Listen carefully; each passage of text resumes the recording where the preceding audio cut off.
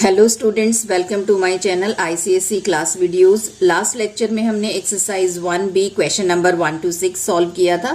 चलिए आगे सॉल्व करते हैं। Question number 7, consultancy services worth ₹50,000 are transferred from Delhi to Calcutta at the rate of GST 18% and then from Calcutta to Nainital with profit 20,000 at the same rate of GST. Find the output tax at Delhi, Calcutta and Nainital. सबसे पहले structure इसका बनाएंगे। चलिए बनाते हैं। Delhi to Calcutta, Calcutta to Nainital. Selling price from Delhi to Calcutta is 50,000 and GST is 18%. Selling price from Calcutta to Nainital with profit 20,000. पहले 50,000 में dealing हुई थी। कलकत्ता से नैनीताल जब सेल आउट किया गया तो 20,000 प्रॉफिट के साथ सेल आउट किया गया। Means SP for this dealing is 50,000 plus 20,000, 70,000. Now you have to calculate output tax at the three places. First of all, output tax at Delhi. Output tax means tax on the right side dealing. तो दिल्ली की right side में जो dealing हुई है उसके ऊपर जो GST हमको पे करना होगा, that will be output tax for Delhi. Calcutta की राइट साइड की डीलिंग में जो टैक्स पे किया जाएगा that will be output tax for Calcutta. And Nainital की राइट साइड की डीलिंग में जो टैक्स पे किया जाएगा that will be output tax for Nainital. चलिए दिल्ली के लिए कैलकुलेट करते हैं। Output tax for Delhi that will be equal to 18% of 50,000 rupees 9,000। Now output tax for Calcutta, right side की डीलिंग में जो भी टैक्स पे किया जाएगा 18% of 70,000, that will be 12,600 rupees. Now output tax at Nainital, right side की dealing से जो tax pay किया जाएगा। Nainital as end user means इसने कहीं सेल आउट नहीं किया तो इसका आउटपुट टैक्स होगा 0।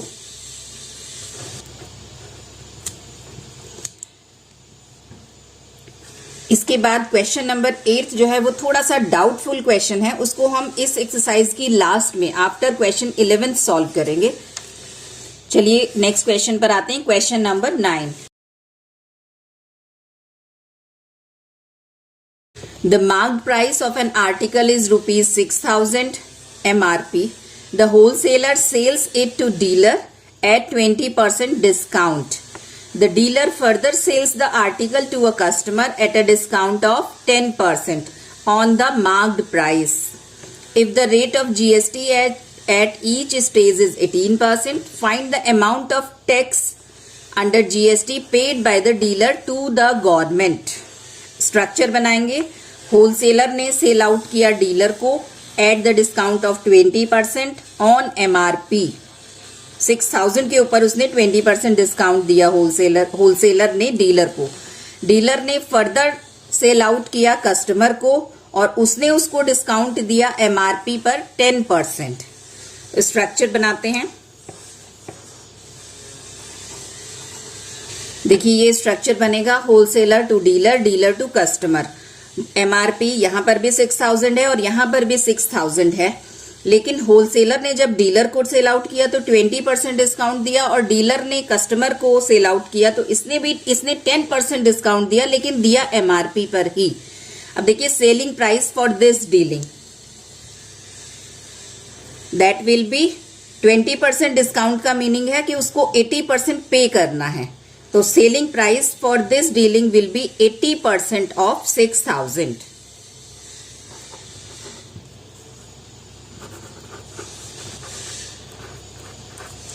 80% of 6,000 rupees 4,800. Now selling price for dealer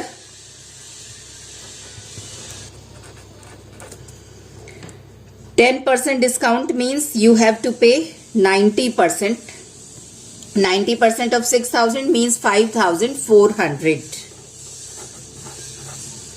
अब हमारा स्ट्रक्चर कंप्लीट है. जो कुछ भी कैलकुलेट करवा रहे हैं वो हम कैलकुलेट करेंगे. क्या कैलकुलेट करवा रहे हैं? Find the amount of tax paid by the dealer to the government. Dealer कितना टैक्स पे करेगा गवर्नमेंट को? Net GST, difference of output GST and input GST. You have to calculate input GST and output GST and find the difference. Now input GST for dealer, GST on left side dealing. GST rate is 18%.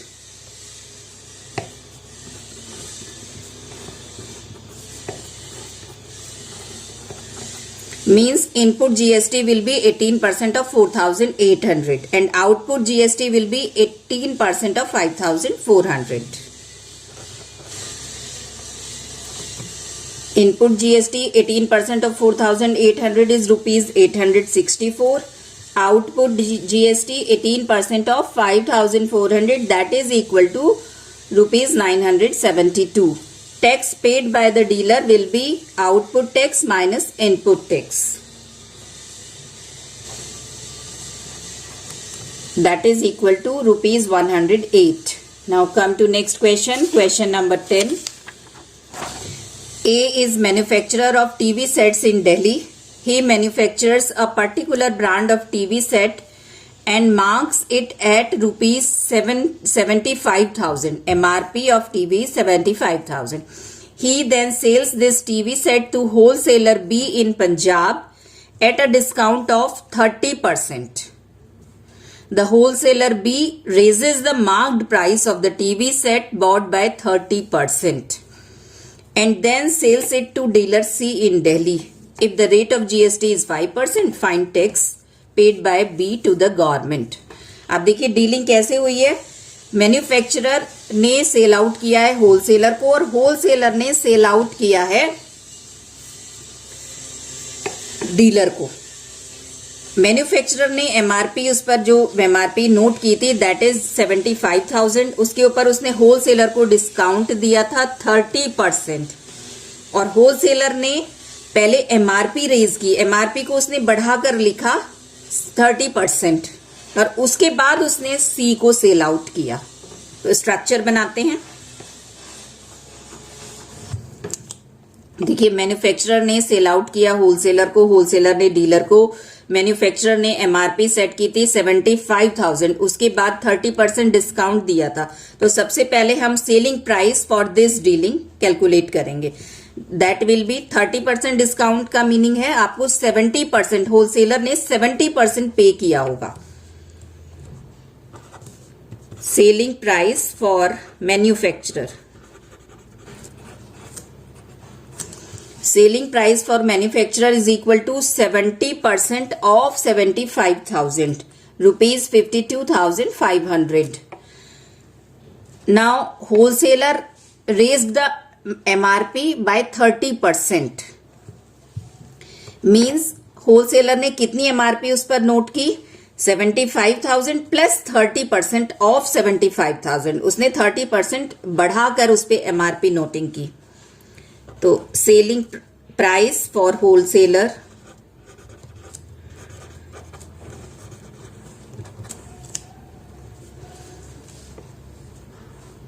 selling price for wholesaler is equal to 75,000 plus 30% of 75,000.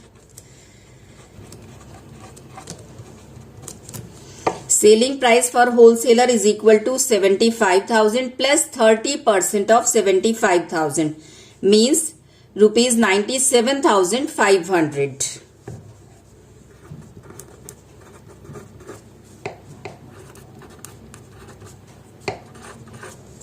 Now you have to calculate.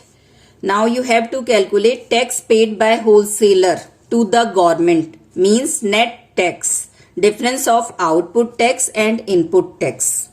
तो चलिए सबसे पहले calculate करते हैं input tax. GST rate is 5% means input tax will be 5% of 52,500 and output tax will be 5% of 97,500. Input tax for wholesaler B 5% of 52,500, that is equal to 2,625 rupees. Output tax for wholesaler B 5% of 97,500, that is equal to 4,875. Now tax paid by wholesaler, difference of output and input tax. Tax paid by wholesaler B, output minus input tax, 4,875 minus 2,625, rupees 2,250. Now come to next question, question number 11, last question of this exercise. For a trader, marked price of a refrigerator is equal to 15,680 exclusive of GST. GST is 12%. Gagan, a customer for this refrigerator, asked the trader to reduce the price of the refrigerator to such an extent that its reduced price plus GST is equal to the marked price of the refrigerator. Find the required reduction. Structure draw करते हैं. क्या हुआ है आप देखिए, dealing में trader ने MRP noting की है 15,680. कस्टमर ने उससे डिमांड की है कि 15,680 ही वो पे करेगा, लेकिन ये 15,680 जो है वो जीएसटी इंक्लूड करके होना चाहिए. वो उसको उतना डिस्काउंट दे दे कि उसको जीएसटी पे करने के बाद इतना अमाउंट पे करना पड़े. चलिए स्टार्ट करते हैं. लेट कर लेते हैं कि ₹X जो है वो सेलिंग प्राइस है between trader and Gagan. Trader ने गगन को X रुपीज में रेफ्रिजरेटर सेल आउट किया है, उसके बाद उस पर जीएसटी इंपोज की गई है. Let selling price of refrigerator is X rupees. Now Gagan have to pay ₹X plus GST.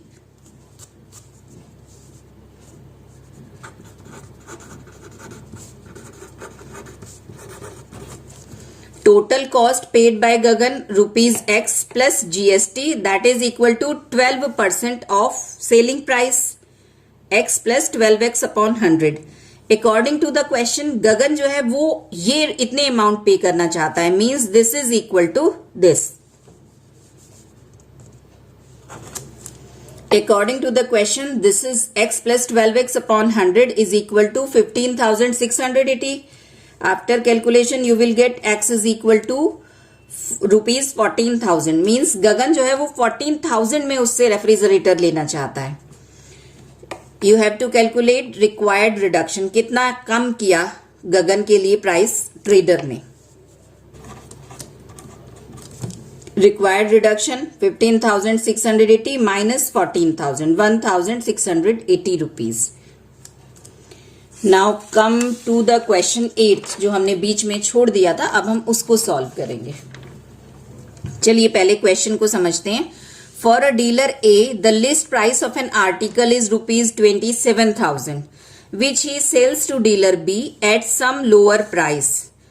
Further, dealer B sells the same article to a customer at its list price. If the rate of GST is 8% and dealer B paid a tax under GST equal to 1,944 rupees to the government, find the amount inclusive of GST paid by dealer B.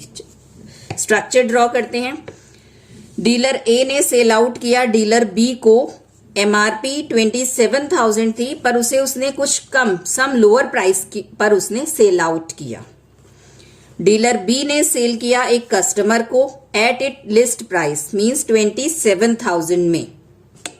GST rate is 8%. बोलेंगे dealer A ने cell out किया dealer B को और dealer B ने customer को.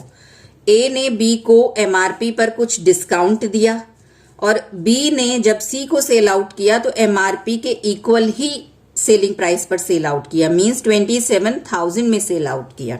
GST rate 8% है और आपको गिवन है कि डीलर बी ने जो टैक्स पे किया है गवर्नमेंट को that is equal to 1,944 net GST, difference of output and input. And you have to calculate find the amount paid by dealer B. Dealer B ने total कितना amount pay किया? Selling price plus GST. अब देखिए इसमें late कर लेते हैं कि सपोज डीलर ए ने डीलर बी को रुपीज एक्स में सेल आउट किया है। Selling price for dealer A is rupees x.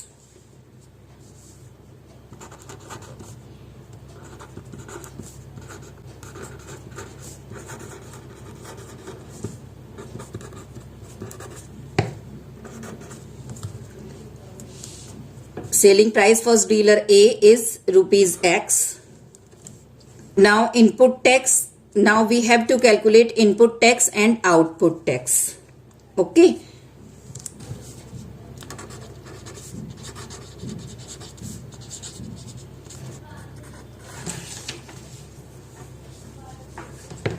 Input tax for dealer B 8% of X. 8x upon 100. Output tax for dealer B 8% of rupees 27,000, 2,160 rupees. Now net tax paid by dealer B to the government will be difference of output and input. According to the question, this difference is equal to 1944. According to the question, 2160 minus 8x is equal to 1944. X is equal to 2700. Means dealer A ने dealer B को 2700 में sell out किया। अब देखिए practically अगर हम देखें ये बहुत ज्यादा एप्रिशिएबल नहीं लगता कि जिस आर्टिकल की एमआरपी 27,000 है उसको 2700 में सेल आउट किया जाए। इसलिए मैंने कहा था कि इस क्वेश्चन में कुछ डाउट्स हैं, पर अगर ये एज इट इज है तो इसमें selling price for dealer A will be 2700। Now you have to calculate amount paid by dealer B inclusive of GST. तो ये डीलर बी कितना अमाउंट पे करेगा? 2700 प्लस इनपुट जीएसटी।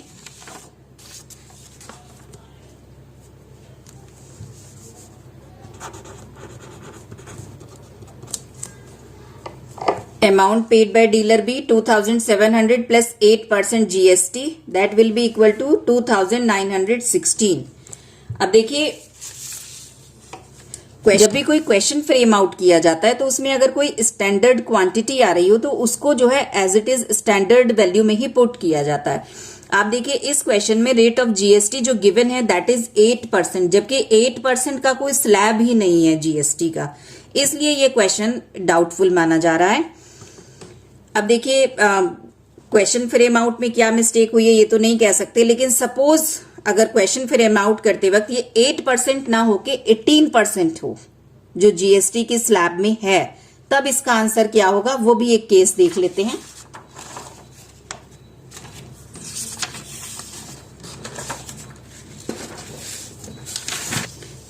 स्ट्रक्चर, ए ने cell out किया B को, B ने cell out किया सी को। एमआरपी 27,000 है लेकिन ए ने उसको कुछ लोअर प्राइस में बी को सेल आउट किया है और बी ने लिस्ट प्राइस जो कि 27,000 है उसी कॉस्ट में सी को सेल आउट किया है। Rate of GST is 18%। Same process होगा। एसपी हम लेट कर लेंगे। डीलर ए ने डीलर बी को एक्स रुपीज में सेल आउट किया है। SP for dealer A is rupees X. Now we have to calculate input GST and output GST, then the difference will be equal to 1944.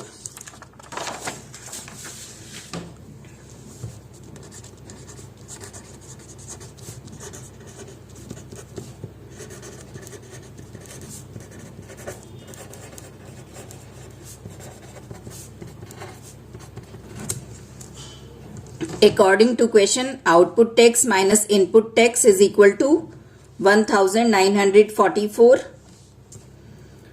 Output tax is 4,860 and input tax is 18x upon 100. Difference 1944. X is equal to 16,200. Means A ने B को जो cell out किया है जिस article जिसकी MRP 27,000 है वो 16,200 में किया है। Now total amount paid by B 16,200 plus GST on this.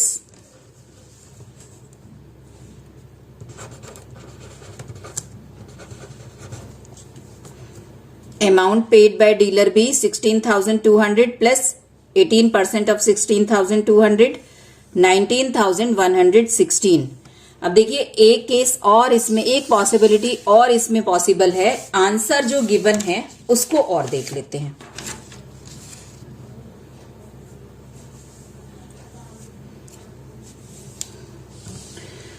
देखिए अगर आप इसका आंसर आपको लगता है कि वो किस तरीके से देखा हुआ है, तो अगर आप इस ये जो लिखा है कि tax paid by dealer B to the government is 1944, इसको ये टू द गवर्नमेंट ना देख के आप ये देखें कि input GST paid by dealer B is 1944, तो इसमें क्या ट्विस्ट आएगा। अब देखिए मैं ये कह रही हूं कि डीलर ए ने डीलर बी को आर्टिकल सेल आउट किया, बी ने सी को आर्टिकल सेल आउट किया, एमआरपी 27,000 थी, ए ने बी को कुछ डिस्काउंट दिया और बी ने एमआरपी पर ही सेल किया, तो input tax given by B is 1944। If the question is this, then what will be the answer. पहले स्ट्रक्चर ड्रॉ करते हैं।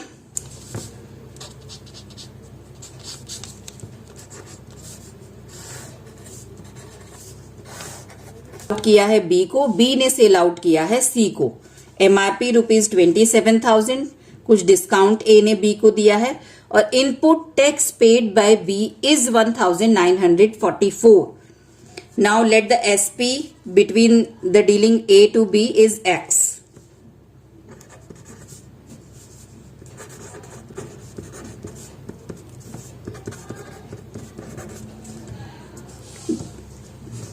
SP for A is X. Input GST will be 8% of X.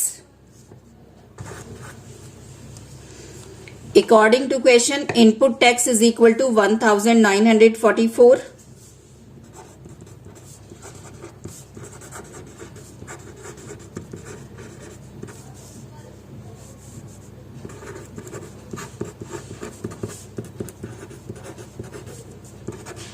A tax upon 100 is equal to 1944. X is equal to 24,300. Means selling price from A to B is 24,300 rupees. Now total amount paid by B equal to 24,300 plus 8% GST on this. By B equal to 24,300 plus 8% GST on this.